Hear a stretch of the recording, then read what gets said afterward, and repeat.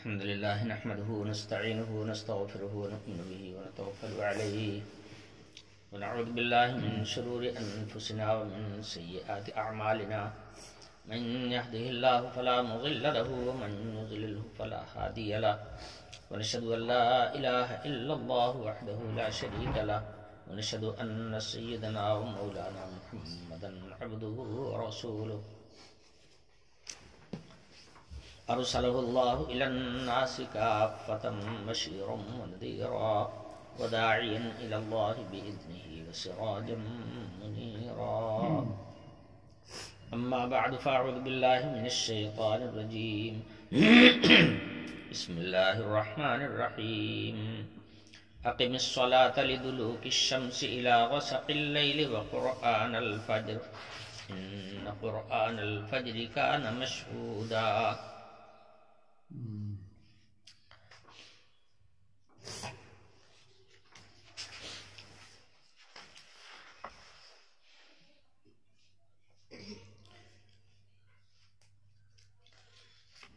پچھلی آیتوں میں حق تعالی شانہ نے اپنے نبی پر کیے جانے والے اپنے احسان کا ذکر فرمایا۔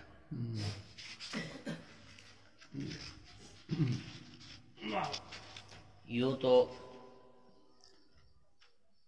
نبی کے اوپر اللہ تعالی کا خصوصی انعام ہوتا ہے، عام لوگوں سے ہٹ کر خصوصی توجہ ہوتی ہے انبیاء علیہ السلام کے اوپر۔ ہر قدم پر ان کی نصرت اور ان کی مدد حق تعالی شانہ فرماتے ہیں، اور کہیں کہیں آزمائش میں مبتلا بھی کرتے ہیں، اور نبی کو ثابت قدمی بھی عطا کرتے ہیں۔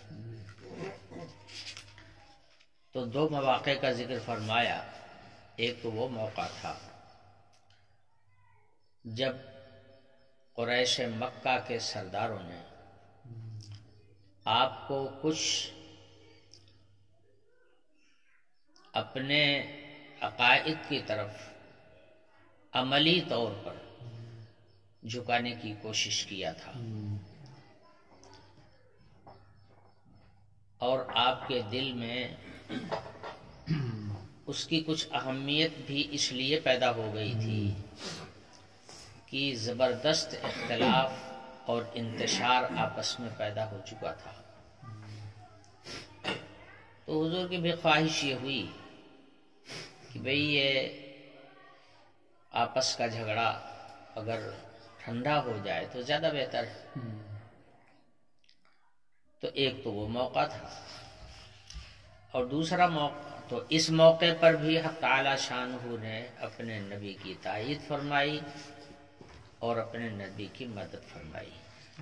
خود احسان کا ذکر فرمایا، لولا ان ثبتناک لقد کدت ترکن الیہم شیئا قلیلا، اگر ہم آپ کو ثابت قدمی نہ عطا کرتے تو یقیناً آپ کے دل کا جھکاؤ ان کی طرف ہو جاتا، کچھ تھوڑا سا جھکاؤ آپ کا ہو جاتا، مگر میں نے آپ کو ثابت قدم رکھا توحید کی شاہراہ پر، اور ذرا سی بھی توحید پر آنچ نہیں آنے پائی۔ دوسرا وہ موقع تھا جب یہود نے حضور کو مدینے سے ہی رخصت کر دینے کا ارادہ کیا تھا، بدنیتی کے ساتھ یہ مشورہ دیا تھا کہ آپ کو تو شام جانا چاہیے، اس لیے کہ انبیاء کی زمین وہی ہے، اگر آپ پیغمبر ہیں تو آپ کو ملک شام میں جا کر کے قیام کرنا چاہیے، جہاں دوسرے انبیاء علیہ السلام کثیر تعداد میں رہیں۔ مقصد ان کا یہ تھا کہ یہ مدینے سے ہٹ جائیں اور مدینے سے چلے جائیں۔ حضور نے ارادہ بھی کر لیا کہ شام چلے ہی جائیں، چنانچہ آپ نے وہاں کا عزم کیا اور باقاعدہ اپنا لشکر لے کر کے ملک شام کے لیے روانہ ہوئی، مگر حق تعالی شانہ نے ایسے حالات پیدا کر دیے کہ آپ ملک شام سے پھر واپس چلے آئے، جس کی تفصیلات میں پچھلے سے بیان کر چکا ہوں۔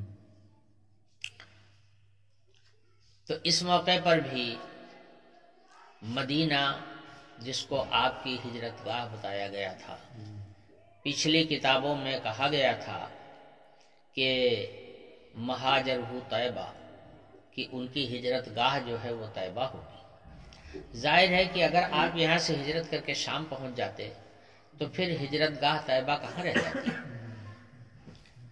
اس لیے حق تعالی شانہ نے ایسے حالات پیدا کیے کہ ملک شام میں آپ کو ٹھہرنا نہیں ہوا، بلکہ آپ واپس مدینہ پھر تشریف لے آئے۔ یہ حق تعالی شانہ نے اپنا انعام ذکر فرمایا ہے کہ یہ میرا احسان ہے جو خصوصیت کے ساتھ آپ کے اوپر ہوا ہے۔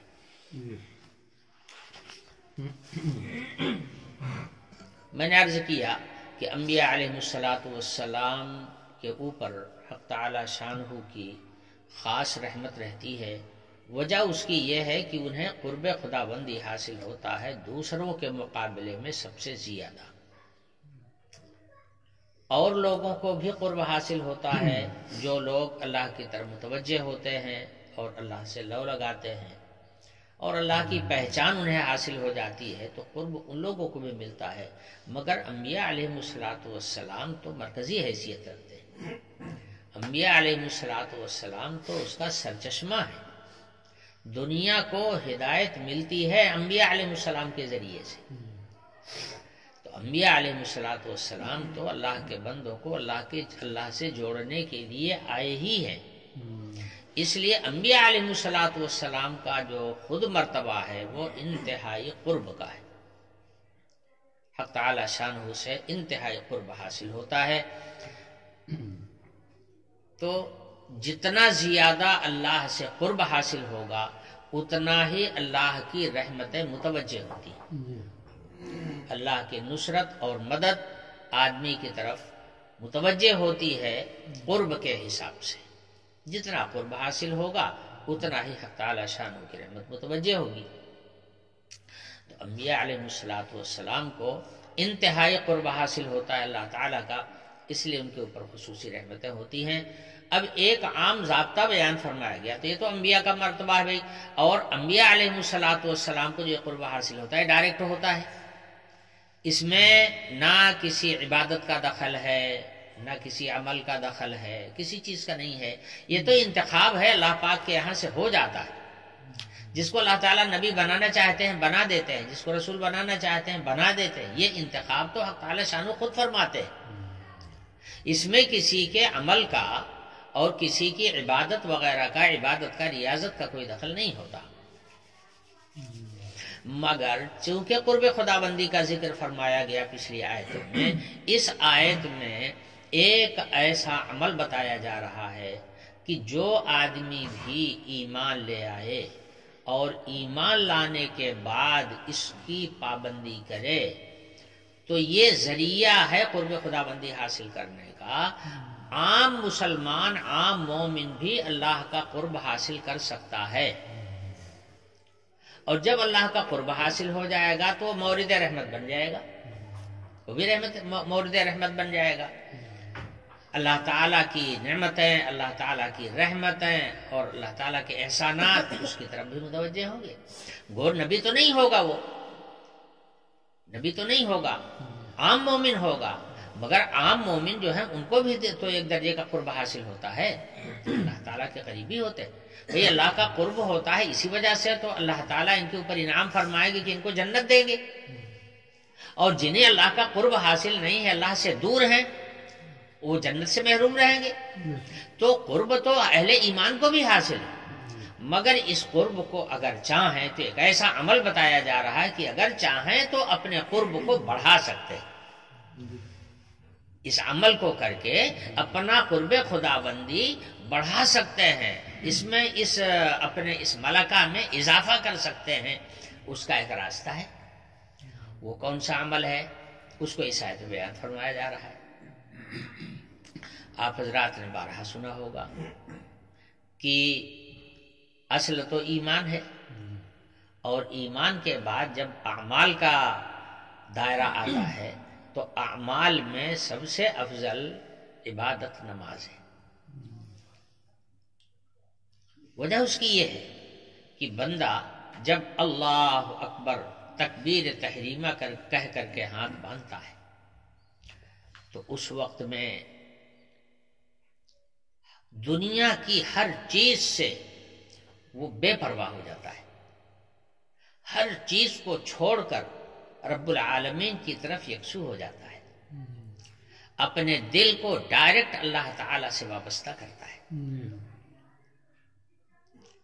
اور عبادتیں ہیں ان کے اندر آدمی بولتا بھی رہتا ہے، کام کاج بھی کرتا رہتا ہے، دیکھتا بھی رہتا ہے، ادھر ادھر سب کچھ کرتا رہتا ہے، تو ظاہر ہے کہ اتنا لگاؤ تو اور عبادتوں میں نہیں ہو سکتا جو نماز میں ہو سکتا ہے۔ اس لیے کہ نماز میں نہ دوسری طرف دیکھ سکتا ہے، نہ کسی سے بول سکتا ہے، نہ کوئی دوسرا کام کر سکتا ہے، نہ کسی کے سوال کا جواب دے سکتا ہے، نہ کسی کو سلام کر سکتا ہے، نہ سلام کا جواب دے سکتا ہے، کوئی کام ہاتھ پیر سے بھی نہیں کر سکتا، نماز کے اندر چل نہیں سکتا، بس جہاں ہے وہی رہتے ہوئے بس ڈائریکٹ اپنا تعلق اللہ تعالی سے جوڑتا ہے۔ یہ شان عبادت اور کسی چیز میں نہیں ہے جو صرف نماز میں۔ اسی لیے حدیث شریف میں فرمایا گیا کہ آدمی اس وقت اللہ تعالی کے سب سے زیادہ قریب ہوتا ہے جس وقت وہ سجدے میں ہوتا ہے۔ سجدے میں جب جاتا ہے نمازی تو گویا اللہ تعالی کے دربار میں ان کے سامنے اپنا سر زمین کے اوپر رکھ دیتا ہے، صرف حق تعالی شانو ہوتے ہیں اور بندہ ہوتا ہے، اس کے علاوہ کسی تیسرے کی وہاں گنجائش نہیں ہوتی۔ تو یہ نماز جو ہے حقیقت میں یہ تو مقام مناجات ہے، یہ مقام مناجات ہے۔ اسی لیے فرمایا گیا کہ الصلاۃ معراج المومن، نماز جو ہے وہ تو مومن کی معراج ہے۔ جس طرح سے معراج میں اللہ کے نبی کے سامنے سوائے اللہ کے اور کوئی نہیں تھا، ایسے ہی جب بندے مومن نماز کی حالت میں ہوتا ہے تو گویا صرف وہ ہوتا ہے اور خدا ہوتا ہے، اس کے علاوہ کوئی تیسرا وہاں نہیں ہوتا ہے۔ تو قرب کا اتنا درجہ حاصل ہو جاتا ہے نماز کی حالت میں۔ نماز کو مومن کی معراج قرار دیا گیا۔ اسی لیے نماز کی اصلیت اور نماز کی حقیقت یہ ہے کہ نماز نہایت خشوع اور خضوع کے ساتھ ہونی چاہیے، کوئی فکر نہ ہو۔ اسی لیے جو فکر پیدا کرنے والی چیزیں ہیں، حکم یہ ہے کہ پہلے ان کاموں کو کر لو، کر کے نپٹا دو، تاکہ جب نماز میں کھڑے ہو تو تمہاری فکر جو ہے ادھر نہ جائے۔ ورنہ ہوتا یہ ہے کہ اگر کوئی ضروری چیز ہوتی ہے اور ذہن کے اندر رہتی ہے، نماز کے اندر آدمی کھڑا ہوتا ہے اور کھٹکتی رہتی ہے، بار بار ذہن اسی کی طرف جاتا ہے۔ اس لیے حکم دیا گیا پہلے اس کام سے فرصت کر لو، ادھر سے سبکدوش ہو کر کے تب مسجد کے اندر، تب اللہ کی عبادت میں کھڑے ہو، تب نماز کی نیت باندھو، تاکہ تمہارا ذہن بار بار ادھر نہ جائے۔ یہ اصول ہے۔ تو اصل چیز ہے خشوع خضوع۔ واقعہ یہی ہے کہ اگر خشوع اور خضوع حاصل ہو جائے نماز میں تو بندے مومن جو ہوتا ہے گویا عرش الہی کے اوپر ہوتا ہے، اللہ کی بارگاہ میں اس وقت وہ ہوتا ہے۔ یہ اتنا اونچا مرتبہ ہے نماز کا۔ اس لیے اس قرب کا جب بیان ہوا تو ساتھ ساتھ قرب خدا بندی حاصل کرنے کا ذریعہ جو عمل ہے وہ ہے نماز، اس کا ذکر فرمایا جا رہا ہے۔ ارشاد فرمایا گیا اقم الصلاۃ لدلوک الشمس الی غسق اللیل وقرآن الفجر ان قرآن الفجر کان مشہودا۔ نماز قائم کرو، نماز قائم کرو، ٹھیک ہے، کب قائم کریں، کس طرح قائم کریں، یہ مجمل حکم ہے۔ ضرورت ان کی تفصیلات کی ہے. تو اس کا طریقہ کیا ہے؟ اللہ تعالی کا جو کلام ہوتا ہے وہ تو اجمالی آتا ہے. تفصیل کرنے کے لیے اللہ تعالیٰ نے اپنا پیغمبر بھیجا ہے. کلام اللہ کا آتا ہے، تفسیر اس کی اللہ کا رسول کرتا ہے. کلام آ گیا، تفصیلات اس کی اللہ کے رسول کے ذمے، وہ بیان کریں گے. چنانچہ نبی پاک صلی اللہ علیہ وسلم نے نماز کا باقاعدہ طریقہ بیان فرمایا کہ نماز کس طرح سے پڑھی جائے گی. اسی لیے حکم فرمایا تھا صحابہ کو، صلو کما رأیتمونی اصلی، دیکھو نماز تم لوگ اس طرح پڑھا کرو جیسے مجھ کو دیکھتے پڑھتے. یہ ایک سیکھنے کی چیز ہے. اگر سکھایا نہیں جائے گا تو صرف کہہ دینے سے کہ نماز پڑھا کرو، آدمی کیسے پڑھے گا؟ کیسے جانے گا کہ نماز کیسے ہوگی؟ تو ضرورت ہے اس کی کیفیت معلوم کرنے کی. کیفیت اللہ کا رسول بیان کرے گا. اچھا، پھر اللہ کا رسول بھی بیان کیسے کرے گا؟ رسول کا معاملہ یہ ہوتا ہے کہ پہلے اس کو علم اللہ کی طرف سے دیا جاتا ہے، اس کے بعد رسول وہی علم پھر بندوں کے سامنے بیان کرتا ہے. اس میں بھی تو اللہ کا رسول حاجت مند ہوتا ہے اللہ تعالی کی جانب سے تفصیلات کے حاصل ہونے کا. تو پہلے اپنے نبی کو سکھایا جاتا ہے، پھر نبی جو ہوتا ہے وہ اللہ کے سارے بندوں کو سکھاتا ہے. یہ ہے ترتیب. چنانچہ حدیث شریف میں فرمایا گیا کہ جب نماز کا حکم نازل ہو گیا تو حضور یہ سوچ رہے تھے کہ آخر نماز پڑھی کیسے جائے گی، ہوگی کیسے. تو حضور نے ارشاد فرمایا کہ حضرت جبریل علیہ السلام میرے پاس آئے. یہ کون سا وقت تھا؟ یہ وقت تھا ظہر کا. گویا جو پہلی نماز حضرت جبریل آئے پڑھانے کے لیے تو ظہر کا وقت تھا. تو حضور نے ارشاد فرمایا کہ حضرت جبریل علیہ السلام میرے پاس آئے اور مجھے حکم دیا کہ آؤ ہم تمہیں بتائیں کہ نماز کیسے پڑھی جائے گی. چنانچہ حضرت جبریل علیہ السلام نے کھڑے ہو کر کے امامت فرمائی اور جناب رسول اللہ صلی اللہ علیہ وسلم نے پیچھے کھڑے ہو کر کے اقتداء فرمایا. حضرت جبریل علیہ السلام نے پہلے دن 5 نمازیں حضور کو پڑھائی، یہ دکھانے کے لیے کہ دیکھو نماز اس طرح سے ہوگی. حضرت جبریل نے نماز پڑھائی اور حضور اکرم صلی اللہ علیہ وسلم پیچھے کھڑے ہو کر نماز پڑھ رہے ہیں، گویا سیکھ رہے ہیں. پہلے دن میں 5 نمازیں اول وقت میں پڑھائی. اب وہ اوقات کی تعین آپ لوگ جانتے ہی ہیں، اس کی تفصیل تو یہاں بیان کرنے کی ضرورت نہیں ہے. پہلے دن حضرت جبریل علیہ السلام نے اول وقت میں نماز پڑھائی، 5 نماز. ظہر سے شروعات ہوئی اور فجر پہ جا کر کے ختم ہوئی. دوسرا دن ہوا تو پھر ظہر کے وقت سے پھر نماز پڑھانا شروع کیا اور دوسرے دن جو نماز پڑھائی وہ آخر وقت میں پڑھائی. تو پہلے دن اول وقت میں پڑھائی اور دوسرے دن آخر وقت میں پڑھائی. اور جب 10 نمازیں حضرت جبریل علیہ السلام حضور کو پڑھا چکے تو آپ تو ارشاد فرمایا کہ آپ کی امت کے لیے نماز کا یہی وقت ہے ان دونوں وقتوں کے بیچ میں. پہلے دن اول وقت، دوسرے دن آخری وقت. فرمایا ان دونوں کے بیچ میں تمہاری نماز کا وقت ہے. اب حضور سیکھ گئے، وقت بھی معلوم ہو گیا کہ اول وقت کب سے ہوگا اور آخر وقت کب سے ہوگا، آخر وقت کب ہوگا، پوری تفصیل معلوم ہو گئی حضور کو. اب حضور نے نماز پڑھانا شروع کیا. اب جو آدمی بھی ایمان لے آئے گا، جو آدمی بھی اسلام قبول کرے گا تو نماز اس کے اوپر فرض کی گئی ہے، اس لیے اس کو سیکھنا پڑے گا کہ نماز پڑھیں کیسے. چنانچہ حضرات صحابہ کو حکم تھا جو آدمی بھی ایمان قبول کرے نماز آ کر میرے پیچھے پڑھے.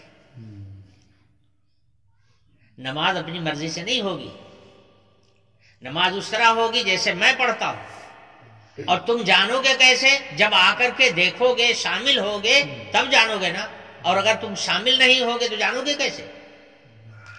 اس لیے حکم عام تھا ہر ایک کے لیے، چاہے مرد ہو، چاہے عورت ہو، چاہے لڑکا ہو، چاہے بوڑھا ہو، کوئی بھی ہو، نماز پڑھنی ہے اس کو حضور اکرم صلی اللہ علیہ وسلم کے ساتھ۔ چنانچہ حضور کے زمانے میں عورت اور مرد سب ایک ساتھ حضور کے پیچھے نماز پڑھتے تھے، اور سب کی حضور ترتیب لگاتے تھے، صفوں کی ترتیب ہوتی تھی، آگے مردوں کو کھڑا کیا جاتا تھا، پیچھے لڑکوں کو کھڑا کیا جاتا تھا، اور اس کے پیچھے پھر عورتوں کو کھڑا کیا جاتا تھا، اس طرح سے ترتیب لگتی تھی۔ اور مگر نماز سب کو حضور کے پیچھے ہی پڑھنا تھا، یہی وجہ تھی۔ حضور یہ بھی جانتے تھے کہ اگر عورت اور مرد ایک ساتھ نماز پڑھیں گے تو ابھی میرے سامنے تو نہیں ہمت ہے، لیکن آئندہ جب میں نہیں رہوں گا تو یہ فتنے کا سامان بھی بن سکتا ہے۔ اس لیے حضور نے اپنی زندگی میں ہی کہہ دیا تھا کہ عورتوں کے لیے مناسب یہ ہے کہ وہ مردوں کے ساتھ نماز پڑھنے کے لیے مسجد میں نہ آئیں، بلکہ اپنے گھر کی کوٹھری کے اندر کوئی جگہ بنا لے اور عورتیں اپنے گھروں کے اندر نماز پڑھ لیا کریں، وہ مسجد میں نہ آئیں۔ یہ اپنا خیال حضور نے ظاہر کر دیا تھا، یہ حضرات صحابہ کو معلوم تھا۔ تو یہ ترتیب اصل میں اس وجہ سے تھی کہ شروع میں تو نماز کا سیکھنا ضروری تھا، اور جب تک کسی کرنے والے کو آدمی نہیں دیکھتا ہے سیکھ نہیں سکتا۔ یہ اعمال ایسے ہیں کہ اگر صرف کہہ دیا جائے کہ بھئی ایسا کام کرو تو آدمی بغیر نمونے کے کوئی کام کر نہیں سکتا۔ اب مثلا نماز پڑھنے کے لیے وضو ہی کرنا ہے، کہا جائے وضو کر لو، اور آپ نے کبھی کسی کو وضو کرتے ہوئے نہیں دیکھا ہے، آپ وضو کیسے کریں گے؟ آپ وضو نہیں کر سکتے، ایسے نماز بھی نہیں پڑھ سکتے۔ تو یہ سیکھنے کی چیز ہوتی ہے، سمجھے؟ یہ سیکھنے کی چیز ہوتی۔ بہرحال کہنے کا مطلب یہ کہ سب سے پہلے یہاں پر نماز کا ذکر آیا، اور نماز کا سب سے پہلے وقت بیان کیا گیا، اس لیے کہ نماز اپنے اوقات کے ساتھ مربوط ہے۔ ان الصلاۃ کانت علی المؤمنین کتابا موقوتا، نماز اپنے اپنے اوقات پر مقرر کی گئی ہے، تو اس سب سے پہلے اس کے اوقات کا معلوم ہونا ضروری ہے۔ یہ آیت ایسی ہے جس میں 5 اوقات کی نمازوں کا ذکر کر دیا گیا ہے، مگر بہت مجمل طریقے سے فرمایا گیا اقم الصلاۃ لدلوک الشمس الی غسق اللیل، نماز قائم کیجئے دلوک شمس پر، دلوک شمس سے شروع ہو کر کے غسق اللیل تک۔ دلوک شمس کیا ہے؟ مفسرین کہتے ہیں کہ دلوک سے مراد ہے یہاں پر زوال، یعنی جب سورج نصف النہار پر پہنچ کر کے جھک جائے، اس کو زوال کہتے ہیں۔ زوال کا وقت ہو گیا اور ظہر کا وقت شروع ہو گیا۔ اب یہ نمازوں کا سلسلہ چلے گا، کب تک چلے گا؟ غسق اللیل تک۔ غسق کس کو کہتے ہیں؟ رات کا شروع کا وہ حصہ جب رات کی اندھیری پورے طور پر چھا جائے، یہ غسق کہلاتا ہے۔ اندھیرا پورے طور پر کب چھاتا ہے؟ دیکھیے، پہلے سورج غروب ہوتا ہے، اس کے پیچھے ایک سرخی ہوتی ہے، جب تک وہ سرخی رہتی ہے تب تک روشنی رہتی ہے۔ آہستہ آہستہ وہ سرخی بھی غروب ہو جاتی ہے، اس کے پیچھے ایک سفیدی ہوتی ہے سرخی سے ملی ہوئی، جب تک وہ سفیدی رہتی ہے تب تک بھی روشنی رہتی ہے، لیکن وہ سرخی غائب ہونے کے بعد میں تھوڑی ہی دیر کے بعد میں وہ جو سفیدی ہوتی ہے پیچھے وہ بھی غروب ہو جاتی ہے۔ اب یہ سرخی اور سفیدی جب دونوں غروب ہو جاتی ہے تو جو روشنی ہوتی ہے روشنی نام کی نہیں رہ جاتی، روشنی ایک دم ختم ہو جاتی ہے۔ اب رات چھا گئی، بس یہی وقت جو ہے یہ ہے عشاء کا اول وقت. مغرب ختم اور عشاء شروع. تو زوال کے وقت سے نمازوں کا سلسلہ شروع ہوا اور رات چھا جانے تک نماز کا سلسلہ جاری رہے گا. مگر کس طرح سے؟ کیا مسلسل نہیں، مسلسل نہیں. اس کی تفصیل ہمیں معلوم ہوگی اللہ کے نبی کے عمل سے. نبی نے کس طرح سے پڑھا، ظہر سے شروع کر کے رات تک میں نماز پڑھی، مگر کس طرح سے پڑھی، کس کس وقت میں پڑھی، کتنے کتنے وقفے سے پڑھی، یہ ساری تفصیلات ہمیں اللہ کے رسول کی عملی زندگی سے ملے. یہاں ہم کو حدیث کی ضرورت پیش آئے گی. اگر حدیث کو ہم الگ کر دیں اور صرف قرآن کی آیت سے نکالنے لگیں گے تو نماز پڑھنا کبھی نہیں آئے گا. اسی لیے ضرورت قرآن کی آیتوں کے ساتھ ساتھ حدیث کی بھی ہے. حدیث جو ہے وہ قول رسول ہے اور عمل رسول ہے. رسول نے جو عمل کر کے دکھایا اور جو فرمایا وہ حدیث رسول اللہ ہے. تو حدیث رسول اللہ جو ہے قرآن پاک کی تفسیر ہے. اب نبی نے بتا دیا، وہ حدیث کی کتابوں میں موجود ہے. ظہر کا وقت کب ختم ہوگا، پھر عصر کا وقت کب شروع ہوگا، پھر عصر کا وقت کب ختم ہوگا، مغرب کا وقت کب تک رہے گا، مغرب کا وقت ختم ہونے کے بعد عشاء کا وقت کب شروع ہوگا اور عشاء کا وقت ختم ہوگا. چونکہ ان نمازوں کے درمیان میں، یعنی زوال سے جو نمازوں کا سلسلہ شروع ہوتا ہے، اس کے اوقات مسلسل ہیں. ایک کا وقت ختم ہوا، دوسری نماز کا وقت شروع ہوا، دوسری کا ختم ہوا، تیسری کا شروع ہوا. یہ تسلسل قائم رہے گا عشاء کے وقت تک. اس لیے ان چار نمازوں کو ایک ساتھ بیان فرما دیا گیا. لدلوک الشمس، دیکھو یہ چلا گیا، لدلوک الشمس الی غسق اللیل، یہ چار نمازوں کو ایک جگہ پر ذکر فرما دیا گیا. اس کے بعد فجر کی نماز کے درمیان میں کافی فاصلہ ہوتا ہے.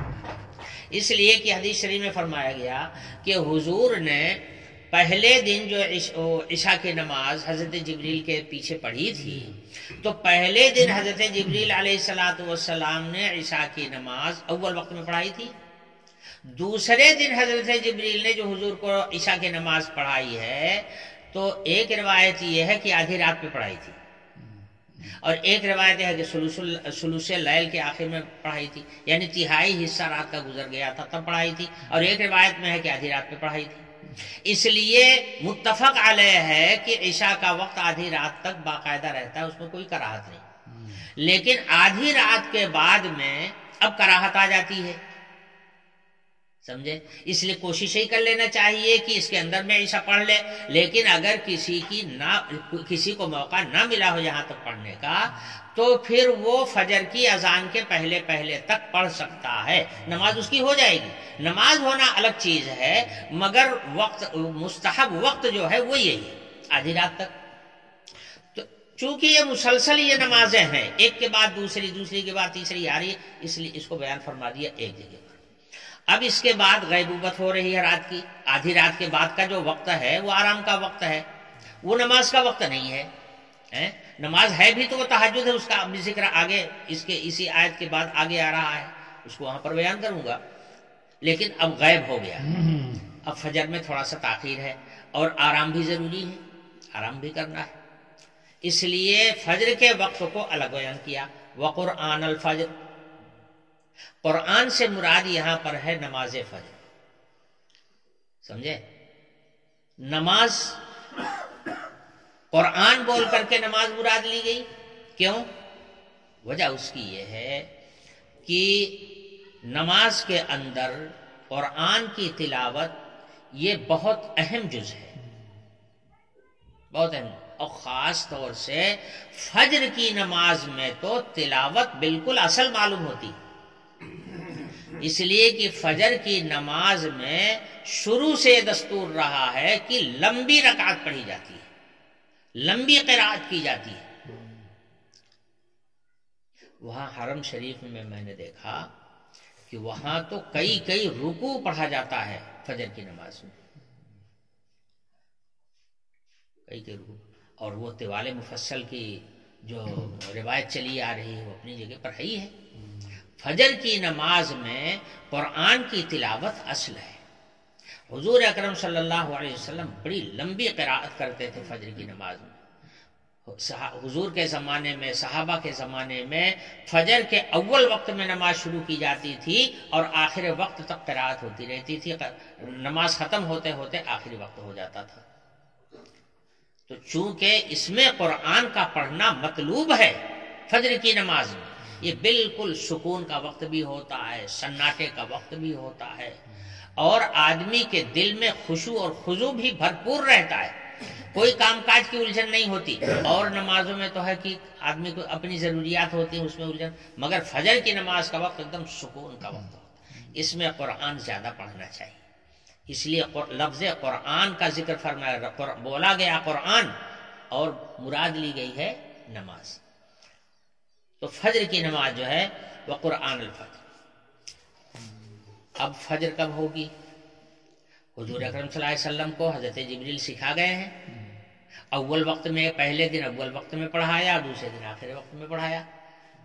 جیسے ہی سحر کا وقت ختم ہوا اور صبح صادق ہوئی، بس پہلے دن حضور نے اس وقت میں، حضور کو حضرت جبریل نے اس وقت میں نماز پڑھائی، اور دوسرے دن میں آخری وقت میں پڑھایا، بالکل سورج نکلنے کے قریب قریب، اور فرما دیا تھا کہ اس کے درمیان میں ہے آپ کا وقت۔ اب آپ کی مرضی ہے، تھوڑا پڑھنا چاہیں تو آپ چاہے جب پڑھ لیجئے، لمبی قرات کرنا چاہیں تو اتنا بڑا وقت ہے، چاہے جتنی بڑی قرات کیجئے۔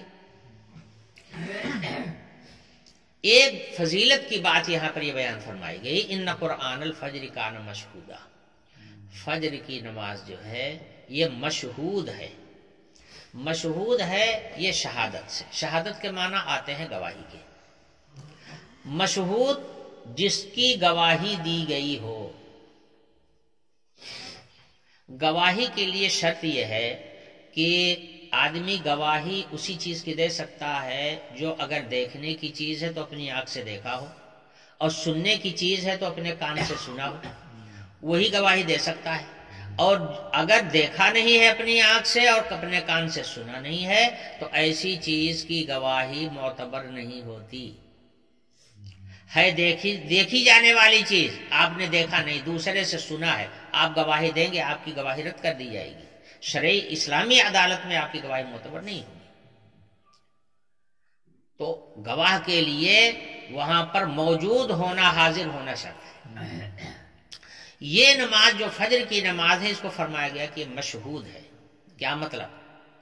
فرشتے اس میں حاضر ہوتے ہیں، اور یہی فرشتے کل اللہ تعالی کی بارگاہ میں گواہ بنیں گے۔ کسی کا موجود ہونا کسی جگہ پر، وہاں ہونے والے عمل کی گواہی کے لیے کافی ہے۔ اس لیے مفسرین اس کا ترجمہ لکھتے ہیں، من حقہ ان یشہدہ الجم الغفیر، چونکہ فرشتوں کی موجودگی ہوتی ہے فجر کی نماز میں، اس لیے یہ نماز ایسی نماز ہے کہ فرشتے اس کے اوپر گواہ ہیں، چونکہ موجود ہے نا، اور جو موجود ہے وہ گواہ ہے، تو فرشتے اس کے اوپر گواہ ہیں۔ کل آخرت میں اگر ضرورت پڑ گئی تو یہ فرشتے گواہی دیں گے۔ اب یہ فرشتے گواہ ہونے کے لیے وہاں فجر کی نماز میں کیسے آتے؟ حدیث شریف میں نبی پاک صلی اللہ علیہ وسلم کے ارشاد موجود، حضور نے ارشاد فرمایا کہ زمین پر کام کاج کرنے کے لیے فرشتوں کی ڈیوٹی لگتی ہے، اور یہ فرشتے رہتے ہیں آسمان پر۔ دن کی ڈیوٹی کرنے والے فرشتے صبح فجر کی نماز میں یہاں دنیا میں آ جاتے ہیں، دن بھر وہ کام کاج دنیا کا دیکھتے ہیں، اور جب شام ہوتی ہے تو ڈیوٹی بدلتی ہے، رات والے فرشتے دوسرے ہوتے ہیں، دن والے فرشتے واپس جائیں گے، رات والے فرشتے آئیں گے، تو یہ اجتماع ہوتا ہے رات اور دن والے دونوں فرشتوں کا عصر کی نماز میں۔ اس لیے عصر کی نماز کی بھی بڑی اہمیت ہے۔ قرآن پاک میں فرمایا گیا، حافظوا علی الصلوات والصلاۃ الوسطی، درمیان والی جو نماز ہے نا اس کی زیادہ پابندی کیا کرو۔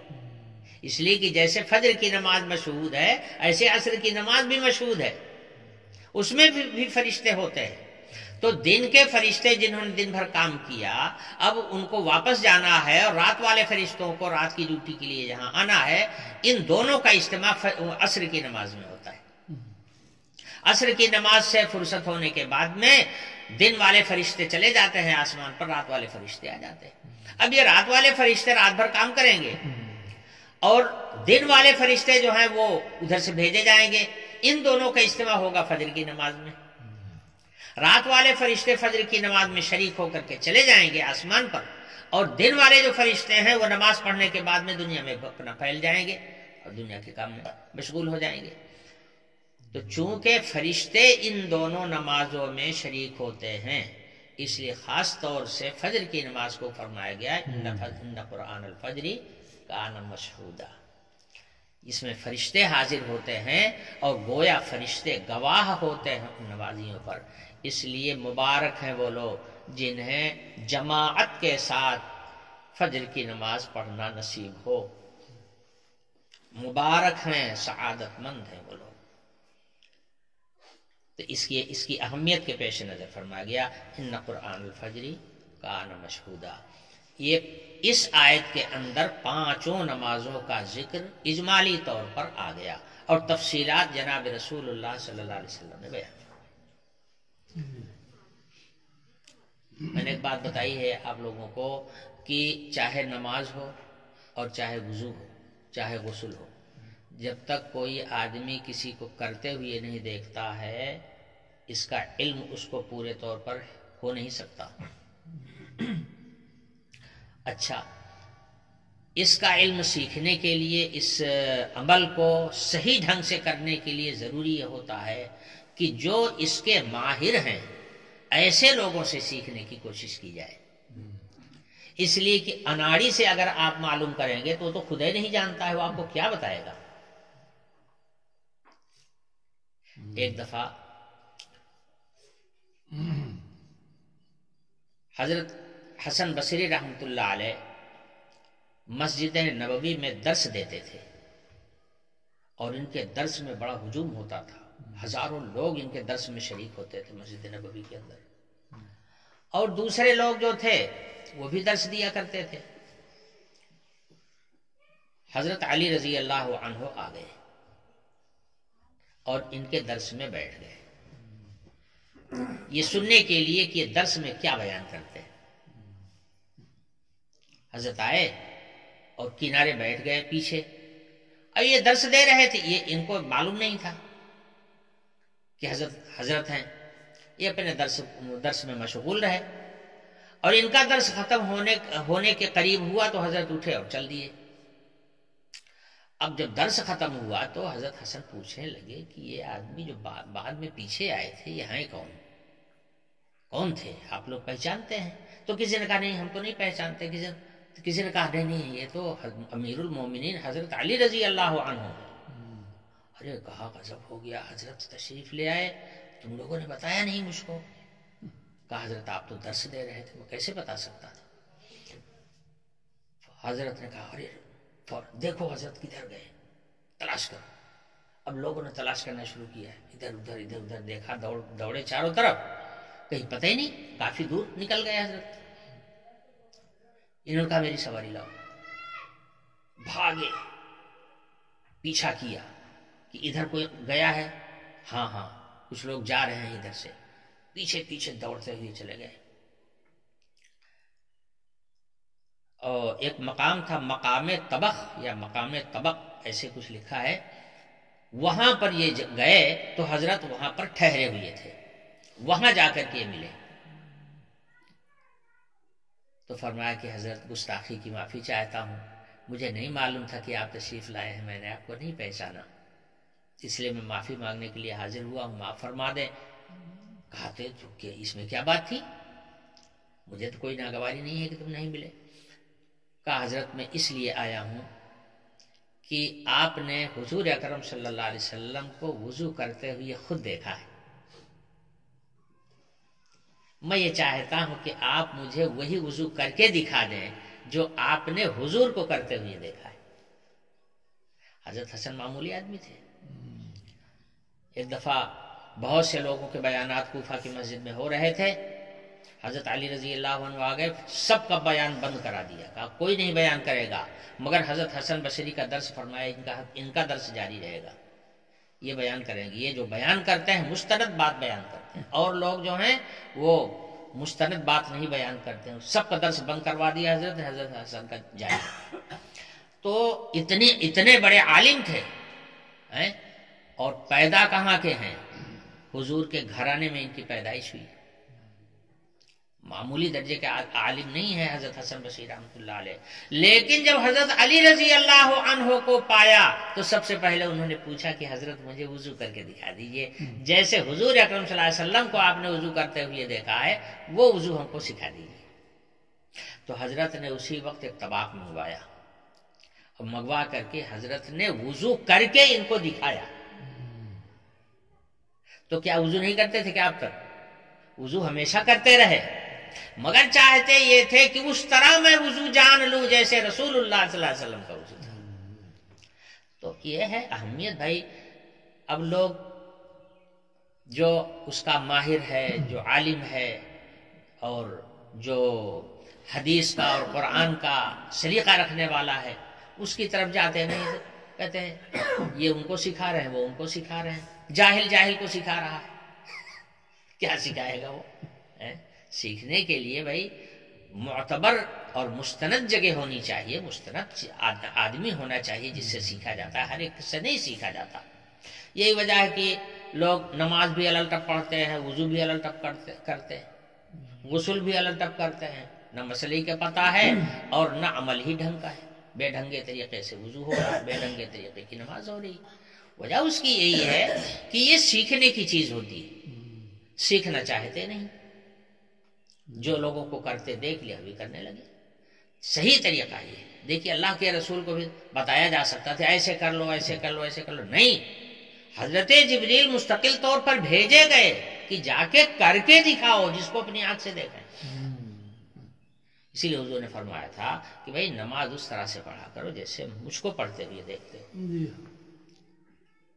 اور یہی مطلب ہوا کہ وضو بھی ویسے ہی کیا کرو نا جیسے میں نے تم کو بتایا ہے, یا جیسے میں وضو کرتا ہوں اس طرح وضو کیا کرو, اسی طرح کی نماز پڑھا کرو.